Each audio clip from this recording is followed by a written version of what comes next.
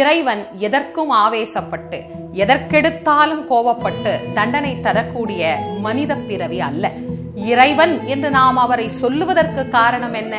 எல்லாம் கடந்து நிற்பவர், அதனால் அவர் கடவுள். தன்னை வாழ்த்தியவனையும் தன்னை வைரவனையும் ஒன்றாக பார்க்கக்கூடியதே இறை நிலை. அதனால்தான் நல்லார்க்கும் பொல்லார்க்கும் நடுவில் நின்ற நடுவே, கல்லார்க்கும் கற்றவர்க்கும் களிப்பூட்டும் களிப்பே என்று அந்த பெருமானை பெரியோர்கள் எல்லாம் ஆராதித்திருக்கின்றார்கள். ஆக சிவபெருமான் எல்லா செயல்களையும் கண்டுகொண்டே இருக்கின்றார். இந்த பிரபஞ்சம் எல்லா செயல்களையும் பார்த்து கொண்டிருக்கின்றது. நன்மையை விதைத்தால் அந்த நன்மையை நிச்சயமாக ஒரு நாள் நாம் அறுவடை செய்யலாம். தீமையை விதைத்தால் கண்டிப்பாக அது தீமையில்தான் முடியும்.